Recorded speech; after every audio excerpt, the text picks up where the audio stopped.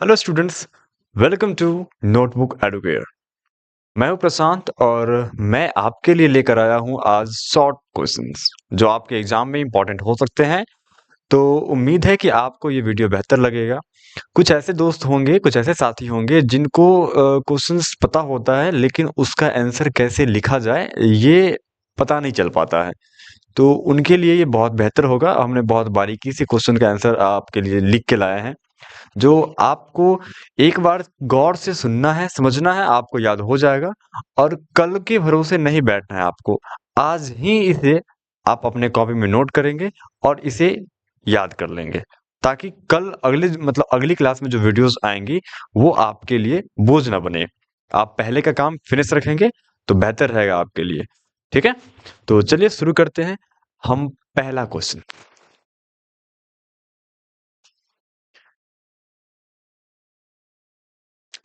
पहला क्वेश्चन है, जीवों में जनन क्यों आवश्यक है? जो जीव होते हैं उनमें जनन क्यों जरूरी होता है? ये सवाल है। इसका आंसर बहुत आसानी से लिखा गया है, आप जरा देखिए। जनन जनन मतलब रिप्रोडक्शन जीवों का महत्वपूर्ण लक्षण है। अपनी पीढ़ी की निरंतरता बनाए रखने के लिए अपनी पीढ़ी की निरंतरता बनाए रखने के लिए जीवों में जनन आवश्यक है। बहुत आसान सा सवाल है। आप इसका जवाब आसानी से लिख पाएंगे। आप दो बार इसे गौर से पढ़ेंगे तो आपको याद हो जाएगा। जीवों में जनन क्यों आवश्यक है? जनन जीवों का महत्वपूर्ण लक्षण है। अपनी पीढ़ी की निरंतरता को बनाए रखने के लिए जीवों में जनन आवश्यक है। जैसा क्वेश्चन वैसा ही जवाब होना चाहिए। बहुत सारे लोगों को जवाब पता होता है लेकिन लिखने का तरीका नहीं पता होता है। आप क्वेश्चन देखिए, जैसा क्वेश्चन है उसी हिसाब से आंसर को फिट किया गया है। तो उम्मीद है कि आपको ये बात समझ में आ गया होगा। अगला क्वेश्चन देखते हैं, क्वेश्चन नंबर 2। जनन की अच्छी विधि कौन सी है और क्यों? ये ऑब्जेक्टिव में भी आ सकता है कि जनन की अच्छी विधि कौन सी है। क्यों कह दिया तो ये 2 नंबर के सवाल बन गए। आपको पता होगा कि जनन की 2 विधियां हैं। कौन कौन? लैंगिक जनन और अलैंगिक जनन। जनन की कितनी विधियां हैं? 2, लैंगिक और अलैंगिक। लेकिन हमसे पूछा गया है कि जनन की अच्छी विधि कौन है, लैंगिक जनन अच्छी होती है या अलैंगिक जनन? आंसर देखिए, आंसर लिखा गया है, जनन की अच्छी विधि लैंगिक जनन है। ध्यान दीजिएगा, यहाँ पर इन्वर्टेड कॉमा दिया गया है तो आप भी इन्वर्टेड कॉमा देंगे तो बेहतर है। आपका अगर लिखावट अच्छा होगा, लिखने का तरीका अगर राइटिंग सुंदर होगा तो बहुत अच्छा लगेगा ये आंसर आप लिखेंगे तो। क्योंकि इसमें उत्पन्न संतति, संतति कहने का मतलब जो जीव, नया जीव जो उत्पन्न होता है वो, ठीक है। उत्पन्न संतति अपने जनक से भिन्न होते हैं। भिन्न होते हैं इसका मतलब कि इसमें विभिन्नता उत्पन्न होती है। इसमें विभिन्नता उत्पन्न होती है जो इन्हें वातावरण के अनुरूप बनाती है। बहुत शॉर्टकट लिखा गया है। जैसा सवाल उतना ही जवाब लिखा गया है। क्योंकि साइंस है और साइंस में बकैती काटने का आंसर नहीं मिलता है। जो सवाल है उसके फैक्ट जवाब आप लिखिए, आपको नंबर पूरे मिलेंगे। आर्ट्स वाले विषय में क्या होता है कि आपको लिखना भी होता है, तो यहाँ पे फैक्ट जवाब लिखना चाहिए। जनन की अच्छी विधि कौन सी है? आपके दिल, दिमाग, गुर्दा, फेफड़ा सब में बस जाना चाहिए कि जनन की अच्छी विधि लैंगिक जनन है। और यह क्यों अच्छी है? क्योंकि इसमें जो संतति उत्पन्न होते हैं वो अपने जनक से भिन्न होते हैं।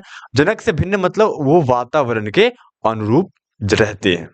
वातावरण बदलेगा तो उन जीवों में भी बदलाव उत्पन्न हो जाएगा। अगला सवाल देखते हैं, क्वेश्चन नंबर 3। वीडियो बहुत लंबा ना हो इसलिए हमने 5 ही क्वेश्चन लिए हैं। तो और आपको ये याद भी रखना है, तो आप आज ही अभी एक बार वीडियो देख लीजिए, दोबारा देख लीजिए और लिख लीजिए कॉपी में। और अगर आप नहीं लिखे हुए इससे पहले कभी, तब या फिर ऐसे सटीक आंसर, ये आंसर एकदम सटीक लिया गया है।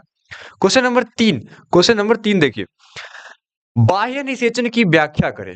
बाह्य निषेचन मतलब शरीर के बाहर जो निषेचन होता है उसकी व्याख्या करना है, तथा इसके नुकसान बताएं। मतलब इसके क्या हार्मफुल है, क्या नुकसान होते हैं बाह्य निषेचन के। तो सबके कुछ अलग अलग फायदे भी होते हैं, नुकसान है, तो इसका हमें इसका नुकसान बताना है।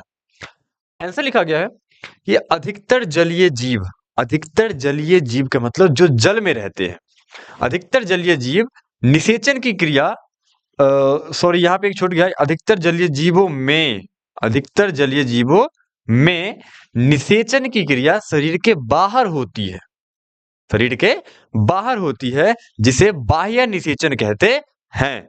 जैसे शैवाल में, मछली में, मेढक आदि। मतलब इन सब जीवों में जो निषेचन की क्रिया होती है वो शरीर के बाहर होती है। शरीर के बाहर मतलब इन विट्रो फर्टिलाइजेशन होता है। इसके नुकसान निम्नलिखित है। यहां तक का जवाब ये हो गया। उसके बाद करें इसके नुकसान बताएं, तो हमने लिखा है इसके नुकसान निम्नलिखित है। आप भी इसी फॉर्मेट में आंसर लिखेंगे तो बेहतर रहेगा। पहला नुकसान बताया गया है, इसमें युग्मक, युग्मक कहने का मतलब गैमिट, अधिक बर्बाद होता है। मतलब जो गैमिट होता है इसमें, वो गैमिट बनता भी अधिक है और बर्बाद भी अधिक होता है। तो पहला नुकसान हमने लिखा है कि इसमें जो गैमिट बनता है युग्मक, जो बहुत ज्यादा बर्बाद होता है। दूसरा है कि इसमें बहुत कम जीव उत्पन्न होते हैं। इसमें जो जीव होते हैं वो बहुत कम उत्पन्न होते हैं। मतलब निषेचन की क्रिया जब होती है तो जरूरी नहीं है कि जीव उत्पन्न हो ही जाएंगे। क्यों? क्योंकि इसमें निषेचन ही बहुत विरल होता है, बहुत कम निषेचन हो पाता है। अगला देखिए तीसरा नंबर, कि इसमें उत्पन्न जीव बहुत कम जीवित रह पाते हैं। मतलब इस बाह्य निषेचन में जो जीव उत्पन्न होते हैं उसमें उसको जिंदा रहने की जो प्रोबेबिलिटी है, जो प्रायिकता है, वो भी बहुत कम होता है। क्योंकि जलीय जीव है, कोई दूसरा बड़ा जीव उसको खा ही जाएगा, उसके अंडाशय को, अंडाणु को ही खा जाएगा। तो इसमें जो जीव उत्पन्न होंगे उसके जिंदा रहने की भी संभावना बहुत कम होती है। ये इसका नुकसान है। अगर अंतः निषेचन होता तो वो विकसित हो जाता है माता के गर्भाशय के अंदर है। चौथा है कि इसमें निषेचन निश्चित नहीं होता है। इसका मतलब है कि जरूरी नहीं है कि नर युग्मक और मादा युग्मक मिल ही जाएगा आपस में। पानी का धार के ऊपर डिपेंड करता है, मिल भी सकता है, नहीं भी मिल सकता है। तो निषेचन निश्चित नहीं होता है, मतलब अनिश्चित हो सकता है। कभी हो भी सकता है निषेचन, कभी निषेचन नहीं भी हो सकता है। उम्मीद है आपको हमारी बात समझ में आई होगी। आप इस वीडियो को दोबारा देख लेंगे ताकि आपको आपके दिल, दिमाग, गुर्दा, फेफड़ा सब में बस जाए। ठीक है? एग्जाम में जब सवाल आए तो आप खुशी से उछल पड़े कि कितना अच्छा सवाल है, जो हमने पढ़ा वही आया। अगला सवाल, क्वेश्चन नंबर 4, अलैंगिक जनन तथा लैंगिक जनन में अंतर बताएं। अलैंगिक जनन और लैंगिक जनन में क्या अंतर है? देखिए दोस्त, अगर 2 अंकों के सवाल में जब अंतर कहेगा तो अंतर लिखने का फॉर्मेट आप ऐसे लिखिएगा। अलैंगिक जनन और लैंगिक जनन कहा तो हमने 2 कॉलम बनाया, एक कॉलम में अलैंगिक जनन और एक कॉलम में लैंगिक जनन। अलैंगिक जनन को इंग्लिश में बोलते हैं एसेक्सुअल रिप्रोडक्शन, एसेक्सुअल रिप्रोडक्शन, और लैंगिक जनन को बोलते हैं सेक्सुअल रिप्रोडक्शन। आपने तो पढ़ा होगा इसे। अलैंगिक जनन, एक तरफ अलैंगिक जनन के बारे में लिखा गया है और एक तरफ अलैंगिक जनन के बारे में, लैंगिक जनन के बारे में लिखा गया है। अंतर जो होता है वो हमेशा बराबर पॉइंट को उठाना होता है, सेम पॉइंट को उठाना होता है। ऐसा ना हो जैसे कि गाय और भैंस में अंतर लिखना हो तो गाय के 4 पैर होते हैं, भैंस के 2 आंख होते हैं। अंतर जो होता है वो बराबरी का होना चाहिए, है ना? तो ध्यान दीजिए, पहला पॉइंट हमने लिखा है, पहला पॉइंट कि इसमें एक जनक भाग लेता है। मतलब जो अलैंगिक जनन होता है उसमें केवल एक ही जीव भाग लेते हैं। अगला, ठीक, इसमें जनक की संख्या ली गई। पॉइंट क्या लिया गया? जनक की संख्या। तो लैंगिक में देखिए इसमें क्या लिखा गया? इसमें 2 जनक भाग लेते हैं। इसमें 1 जनक भाग लेते हैं, इसमें 2 जनक भाग लेते हैं। बराबरी का पॉइंट है ना, जनक की संख्या पॉइंट लिया गया है। दूसरा पॉइंट, इसमें युग्मक, जिसको गैमिट बोलते हैं, का निर्माण एवं मिलन, मतलब गैमिट जो होता है वो बनता ही नहीं है, और जब बना नहीं तो मिलेगा भी नहीं। तो युग्मक का निर्माण और मिलन नहीं होता है। इसमें इसमें युग्मक का निर्माण एवं मिलन होता है। मतलब अभी जो पॉइंट लिया गया, दूसरा पॉइंट, वो युग्मक को लिया गया है कि युग्मक बनता है या नहीं बनता है। तो अलैंगिक जनन में गैमेट का फॉर्मेशन नहीं होता है, जबकि लैंगिक जनन में गैमेट का फॉर्मेशन होता है। तीसरा पॉइंट है, इसमें समसूत्री विभाजन होता है, और इसमें लिखा गया है कि इसमें समसूत्री एवं अर्धसूत्री विभाजन दोनों होता है। आपको पता होगा कि समसूत्री विभाजन क्या है और अर्धसूत्री विभाजन क्या है। समसूत्री विभाजन का मतलब जब क्रोमोसोम की संख्या समान रहती है विभाजन के बाद भी। जैसे अगर 46 क्रोमोसोम मानव के गुणसूत्र में, मानव के सेल्स में होते हैं, अगर विभाजन हुआ और 46 के 46 क्रोमोसोम ही रह गए तो समसूत्री विभाजन। लेकिन अगर 23 क्रोमोसोम हो गए, आधे हो गए क्रोमोसोम की संख्या, तो उसे बोलते हैं अर्धसूत्री विभाजन। तो चौथा क्वेश्चन हमारा क्लियर हो गया। उम्मीद है कि आपको ये बात समझ में आ गया होगा। आप इसी प्रकार से लिखेंगे। 2 अंकों के सवाल है, मतलब 2 अंकों में जब सवाल आएंगे तो 2 अंकों में आप कम से कम अगर 3 अंक लिखिएगा ना, तो एग्जाम जो नंबर चेक करेगा, कॉपी चेक करेगा, उसका दम नहीं है कि वो आपको नंबर काट लेगा।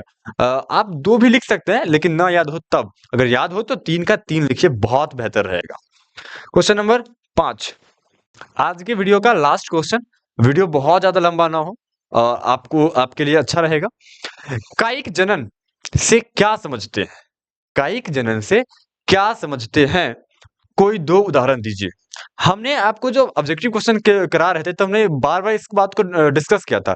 कायिक जनन का मतलब होता है कि अगर कोई पौधा का निर्माण किसी पौधे के कायिक भाग से होता है। कायिक भाग कहने का मतलब या तो जड़ से हो, नहीं तो तना से हो, नहीं तो पत्ती से हो।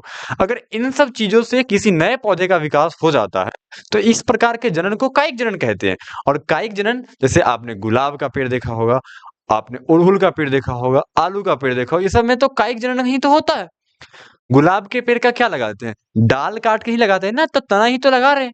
तो डाल से हो रहा शरीर का ही भाग है ना। तो अगर शरीर के किसी भाग से निर्माण हो रहा है, इसका मतलब कायिक जनन हो रहा है। देखिए हमने आंसर लिखा है, जब किसी नए पौधे का निर्माण पौधे के कायिक अंग या कायिक भाग लिख सकते हैं आप, जड़, तना और पत्ती के द्वारा होता है, तो इसे कायिक जनन कहते हैं। जैसे हमें 2 उदाहरण कह रहा था, इसलिए हमने 2 ही उदाहरण लिया। हम और भी उदाहरण ले सकते थे, जैसे आलू, गुलाब। और भी उदाहरण, ओल, शकरकंद जिसको अलुआ कहते हैं, गन्ना, सब इसी के उदाहरण। उम्मीद है कि आपको ये बात समझ में आ गया होगा। तो अगर वीडियो के अंत तक आप देख रहे हैं तो आपका बहुत-बहुत धन्यवाद। आपके एग्जाम में बहुत ज़्यादा इम्पोर्टेंस हो जाएगा अगर आप इस बातों को याद कर लेते हैं तो, क्योंकि आपका एग्जाम बहुत करीब है। तो आप यूँ समझ के चलिए कि कल आपका एग्जाम है और यही क्वेश्चन आने वाला है। आप ये मान के क्वेश्चन को याद कर लीजिए, 2-3 बार 4 बार पढ़ लीजिए, और जब कल का वीडियो देखिएगा, मतलब नेक्स्ट वीडियो जब आप देखेंगे, तो ये वाला बात पहले से रिवाइज कर लीजिएगा, ताकि आपका जो कॉन्सेप्ट रहेगा एकदम क्लियर रहेगा। ऑब्जेक्टिव भी आपको बन जाएंगे। तो वीडियो को अगर आप देख ही लिए यहाँ तक, तो सब्सक्राइब कर लीजिए, लाइक कर दीजिए वीडियो को, चैनल को सब्सक्राइब करके शेयर कीजिए। अगर आपको और भी कोई सवाल में दिक्कत है, आप कमेंट कीजिए। यदि अभी तक आप ऑब्जेक्टिव क्वेश्चन का कोई भी वीडियो नहीं देखे हैं, तो इस वीडियो के नीचे उसका लिंक दिया गया है, आप वहां से जाके उन सारे वीडियोस को देखिए। आपके एग्जाम के दृष्टिकोण से इम्पोर्टेंट है और आपको बेहतर अंक दिला सकते हैं। पर अगर आप पढ़ चुके हैं तो आपकी प्रैक्टिस हो जाएगी, अगर आप नहीं पढ़े हैं तो आपके लिए रामबाण साबित हो जाएगा। तो उम्मीद है कि आपको ये वीडियो अच्छा लगा होगा, और वो जो 4 वीडियो जो पीछे अपलोड किया गया है ऑब्जेक्टिव के लिए, वो भी आपको बेहतर लगेगा। इन सवालों के जवाब आप आज खुद से लिखिए कॉपी पे, और उसको दोबारा वीडियो चलाने के बाद जब लिख लेंगे तो उसे आज ही याद कर लेंगे, ताकि आप एग्जाम में मिस ना करें। ठीक है, तो मिलते हैं अगली वीडियो में अगले चैप्टर्स को लेके। तब तक के लिए जय हिंद।